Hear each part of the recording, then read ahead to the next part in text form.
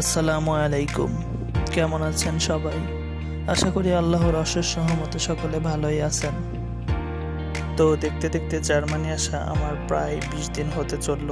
কারোর সাথে ঠিকমতো যোগাযোগ করতে পারি নাই। এর পেছনে বড় কারণ ছিল আমার নিজের ডর্মে সিট পেতে লেট হওয়া। তবে অবশেষে আমি আমার নিজের ডর্মে সিট পেয়েছি। এই 15 দিন কিছু কাছের বড় ভাই তাদের রুমে আমাকে থাকতে দিয়ে সাহায্য সহযোগিতা করেছেন। তাদের কাছে আমি সবসময় চিরকৃতজ্ঞ থাকব।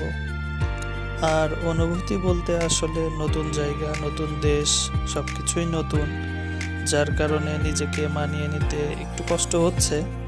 তবে চেষ্টা করে যাচ্ছি নিজেকে যতটা সম্ভব তাড়াতাড়ি খাপ খাইয়ে নেয়ার।